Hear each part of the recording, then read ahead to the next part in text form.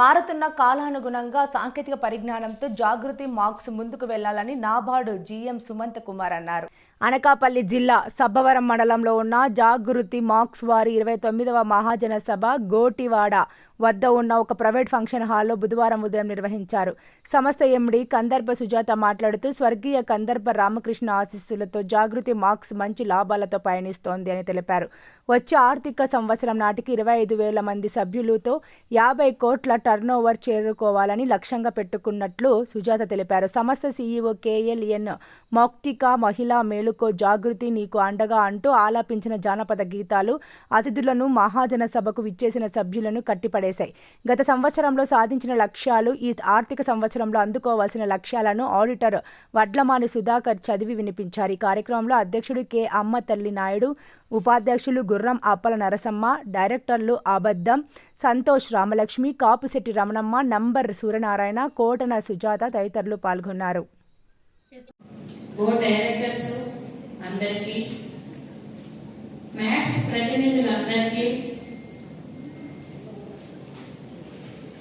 మరియు జాగృతి సంస్థలో ఆవిర్భవించిన రైతు సంఘాల చైర్మన్స్, వైస్ చైర్మన్స్ విచ్చేశారు 7 మండలాల నుంచి.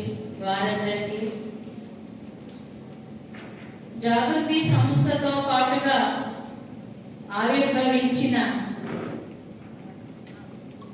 మిగిలిన మ్యాథ్స్ సొసైటీలైన షేర్ మ్యాథ్స్, వికాస మ్యాథ్స్, ఆర్క్ సంస్థ, స్వాతి మ్యాథ్స్, ఈ సంస్థ నుంచి వచ్చిన సోదరులు, సోదరీమణులు, ముఖ్య అధికారులైన అందరికీ కూడా సంస్థ తరపు నుంచి ప్రత్యేక నమస్కారం తెలియజేసుకుంటున్నానండి.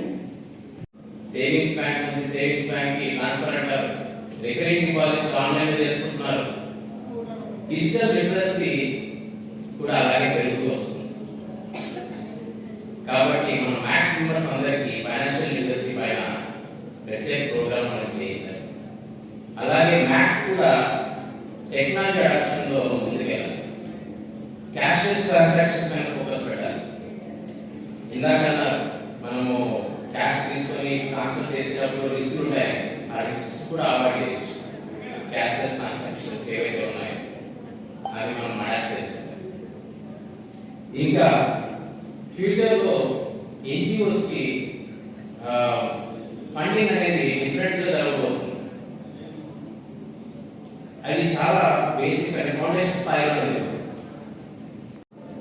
ఆ ముందు ఎలా సాగాలి, ఫ్యూచర్ విజన్ ఎలా ఉండాలి, మన మ్యాథ్స్ సొసైటీస్ కావచ్చు, అలాగే మన ఎన్జిఓస్ కావచ్చు, ఎలా ఉండాలి అనే దానిపైన కొన్ని విషయాలు.